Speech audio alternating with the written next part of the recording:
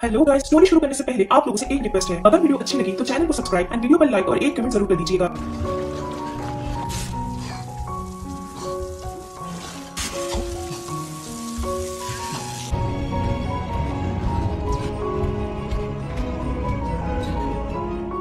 तो मूवी की स्टार्टिंग प्राचीन रशिया में बेलोगोरी नाम की एक जगह से होती है, जहाँ पर कुछ गार्ड्स और उनकी क्वीन वार्वरा, जो कि एक जादूगरनी थी, वो एलियोशा पोपोविच का पीछा कर रहे थे, जिसे गार्ड्स पकड़ भी लेते हैं, लेकिन वो उन्हें आसानी से हरा देता है। लेकिन क्वीन के वहाँ पर आते ही वो उसे अपने मैजिक से एक स्टोन में कन्वर्ट कर देती है, और क्वीन के अकॉर्डिंग एलियोशा ही वो लास्ट नाइट था जो कि जादुई तलवार को ढूंढ सकता था, इसलिए उसने उसे मार दिया। इसी बीच क्वीन वहाँ पर एक और बूढ़े आदमी को मारने ही वाली होती है कि तभी वो वहाँ से मौका देखते ही भाग जाता है। बाद में नीचे हम और भी स्टोन में बदले हुए इंसानों को देखते हैं, जिन्हें की क्वीन ने ही चेंज किया था। फिर सीन शिफ्ट होकर मॉस्को में आता है, जहाँ पर हम मूवी के मेन कैरेक्टर आइवन को देखते हैं, जो कि एक अनाथ था। हालांकि इसके बाद भी उसने खुद को एक मैजिशियन बना लिया था। साथ ही में उसका एक शो भी चला करता था, जिसमें वो डिफरेंट टाइप के रिचुअल्स दिखाता था। एक दिन जब आइवन शो कंप्लीट करने के बाद अपने घर जा रहा होता है, तो उसे रास्ते में एक ओल्ड वुमन मिलती है, जो कि उसे बताती है कि वो जल्द ही एक दूसरी दुनिया में जाने वाला है, जिस पर आइवन उसकी बातों को इग्नोर करके वहाँ से चला जाता है। यहाँ पर हमें पता चलता है कि आइवन अकेला रहा करता था, और जब वो बाहर जाता था तो उसका सारा घर का काम उसकी मेड ही पूरा किया करती थी। अगले दिन आइवन एक रिच लेडी को उसकी फैमिली के ऊपर एक बैड एनर्जी होने के बारे में बताता है, जिसके कारण उसका हस्बैंड उसे चीट कर रहा है, और उस नेगेटिव एनर्जी से उसकी फैमिली को बचाने के लिए आइवन उस लेडी के ऊपर एक रिचुअल परफॉर्म करता है, जिसके बदले में वो लेडी उसे काफी पैसे देती है। जिसके बाद एक डॉक्टर आइवन को एक लिटिल बॉय के पास ले जाती है, जो कि लगभग 6 महीने से कोमा में था, इसलिए वो उस बच्चे की हेल्प करने के लिए बोलती है, क्योंकि वे एज अ डॉक्टर हर कुछ ट्राई कर चुके थे, मगर उससे कोई फर्क नहीं पड़ा। लेकिन जब आइवन को ये बात पता चली तो वो बहाना बनाकर वहाँ से चला जाता है, क्योंकि वो उसकी हेल्प नहीं कर सकता था, मगर वो उस बच्चे के लिए काफी दुखी था। इसी बीच आइवन अपना एक फ्लैशबैक याद करता है, जिसमें एक बार उसके अनाथ आश्रम में रहने वाले बाकी बच्चों ने उसको एक जगह लॉक कर दिया था, लेकिन वो वहाँ से एक पिन की हेल्प से निकल जाता है और उनसे बदला लेता है। और इस इंसिडेंट के बाद से ही वो उस पिन को हमेशा अपने पास रखा करता था, क्योंकि उसके अकॉर्डिंग वो उसकी लकी चार्म है। इसी बीच वहाँ पर उस रिच लेडी का पति अपने लोगों के साथ आ जाता है, मगर आइवन अपना दिमाग लगाकर बड़ी ही चालाकी से वहाँ से निकल जाता है। लेकिन आखिर में जब वो एक राइड से पूल में जाने के लिए जाता है, तो वो एक फॉरेस्ट में पहुँच जाता है। फिर थोड़ी ही देर में वहाँ पर वही बूढ़ा आदमी आता है, जिसे कि हमने मूवी के स्टार्टिंग में देखा था, जो कि उसे बताता है कि वो बेलोगोरी में है, जो कि एक दूसरी दुनिया है। इसके अलावा वो उसे ये भी बताता है कि उसके पेरेंट्स ने ही उसे छुपाने को कहा था। इन सब बातों से आइवन काफी कंफ्यूज हो जाता है, और साथ ही में वो वहाँ के मैजिक को देखकर समझता है कि वो अब मर चुका है। लेकिन वो बूढ़ा आदमी उससे उस जगह को बचाने के लिए बोलता है, जिसके बाद वो उसे उसके फादर म्यूरोमैक की रिंग देता है। मगर आइवन जैसे ही उस रिंग को पहनता है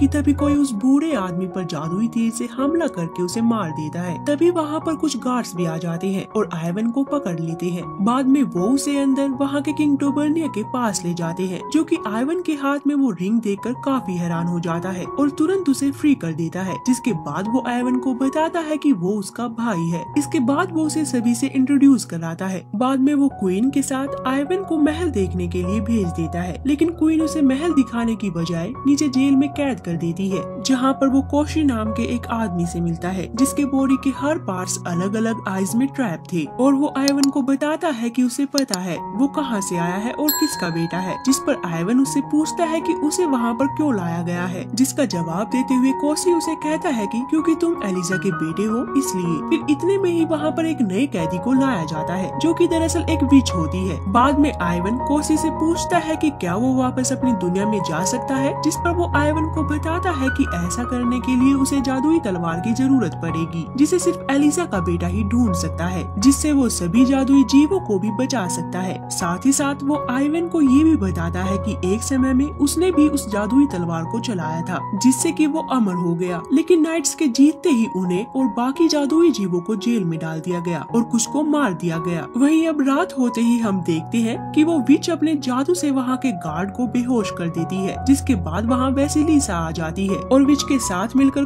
कोसी को फ्री करने लगती है और उसके सभी बॉडी पार्ट्स को जोड़ने के बाद वो वहाँ से जाने लगते हैं। लेकिन जाने से पहले कोसी आइवन को अपने साथ ले लेता है क्योंकि उसे लगता था कि आइवन उसके काम आ सकता है। वहीं आगे आइवन अपना सामान लेते वक्त गलती से वहाँ का अलार्म बजा देता है जिससे कि वहाँ पर गार्ड्स आ जाते हैं। लेकिन वैसिलिसा और कोसी उन्हें बड़ी ही आसानी से हरा देते हैं और वहाँ से भागने लगते हैं। वहीं जैसे ही ये बात क्वीन को पता चलती है तो वो भी उनका पीछा करने लगती है। हालांकि वो उसे भी शूट करके वहाँ से भाग जाते हैं। अगले दिन ये सारी बात क्वीन डोबर्निया को बताती है जिसे कोई आइडिया नहीं था कि क्वीन ने ही उसके भाई को जेल में डाला था। इसलिए वो सोचता है कि आइवन कोसी के साथ मिला हुआ था। वहीं दूसरी तरफ आइवन भी अब लगातार उनकी प्रॉब्लम्स बढ़ाए ही जा रहा था जिसके चलते वो विच का पूरा घर जला देता है। लेकिन वो उनके काम का सामान बाहर निकाल लेते हैं और इस वजह से ही वो विच अब उस पर काफी गुस्सा हो गई थी, जिस पर कोसी उसे बताता है कि उसे जादुई तलवार ढूंढने में आइवन की हेल्प चाहिए क्योंकि वही एक है जो कि ऐसा कर सकता है। जिसके बाद वो सभी व्हाइट माउंटेन की ओर निकल जाते हैं। लेकिन जाते वक्त भी आइवन किसी न किसी प्रॉब्लम में पड़ जाता था, मगर इसके बाद भी तीनों साथ में काफी इंजॉय भी करते हैं। साथ ही में आइवन उन सभी के साथ फोटो भी लेता है। बाद में वो सभी एक लेक में जाते हैं जहाँ पर वैसिलिसा वोडियानोए को सीड्यूस करने की कोशिश करती है, लेकिन वो समझ जाता है कि वो एक फ्रॉग है जिसके कारण वो उस पर काफी गुस्सा करता है। मगर आखिर में विच खुद को एक ब्यूटीफुल लेडी में ट्रांसफॉर्म करके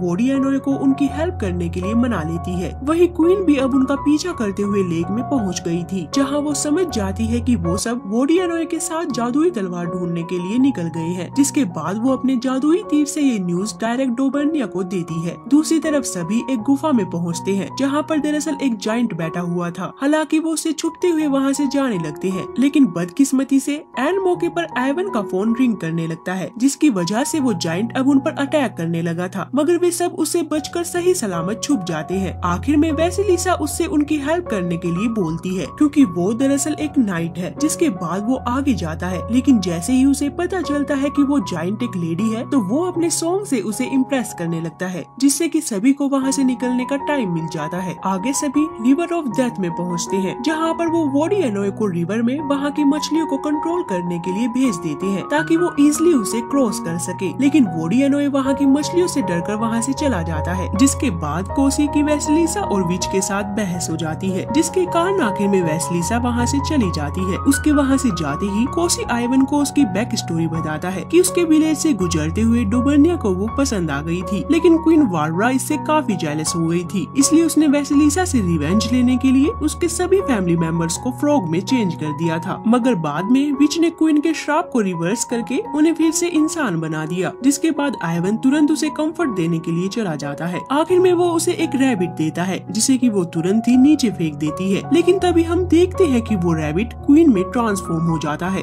साथ ही साथ उन्हें चारों तरफ से गार्ड्स भी घेर लेते हैं, जिसके कारण आखिर में वो सब एक कुएं में कूद जाते हैं और एंट्रेंस को ब्लॉक कर देते हैं। थोड़ी ही देर में वहाँ पर वोडियानोए भी आ जाता है और वो विच को देखकर काफी गुस्सा हो जाता है क्योंकि उसने उसे धोखा दिया था। लेकिन इसके बाद भी वो उनकी वहाँ से निकलने में हेल्प करता है और खुद पीछे ही रुक जाता है, जिसके कारण वो क्वीन के हाथों मारा गया। वहीं दूसरी तरफ सभी सेफली बाहर निकल जाते हैं और आगे का सफर जारी रखते हैं। हालांकि इन सब के बावजूद आइवन अभी भी अपनी दुनिया में वापस जाना चाहता था, जिससे कि वैसिलिसा खुश नहीं थी क्योंकि वो उसे लाइक करने लगी थी। फिर कुछ देर बाद वे सोने चले जाते हैं, मगर अगले दिन जब वो उठते हैं तो वहाँ पर क्वीन अपने गार्ड्स के साथ उन्हें पकड़ लेती है। लेकिन वैसिलिसा क्वीन का मुकाबला करती है, जिसके दौरान आखिर में वो क्लिफ से नीचे गिर जाती है, मगर वो खुद को एक फ्रॉग में ट्रांसफॉर्म करके अपनी जान बचा लेती है और ये सब आइवन भी देख लेता है। जिसके बाद क्वीन उसे तलवार ढूंढने के लिए अपने साथ ले जाती है, लेकिन उस जगह पर काफी सारी तलवारें होती है, जिसके चलते आइवन क्वीन को बेवकूफ बनाकर वहाँ से निकलने की कोशिश करता है, मगर क्वीन उसे रोक लेती है। जिसके बाद उसे गलती से असली जादुई तलवार मिल जाती है, जिसकी मदद से वो क्वीन को एक ही बार में आसानी से हरा देता है। इन सब के बाद वो उस तलवार को कोसी को दे देता है, जो कि उसे धोखा देकर उस तलवार को डोबर्निया से स्टोन के बदले एक्सचेंज करने लगता है। और यहाँ हमें पता चलता है कि इस पूरे प्लान का मास्टरमाइंड कोई और नहीं बल्कि डोबर्निया ही था, जो कि जादुई तलवार और स्टोन की हेल्प से खुद को अमर बनाना चाहता था। इसलिए वो कोसी को धोखा देता है, मगर इससे पहले कि वो तलवार को रख पाता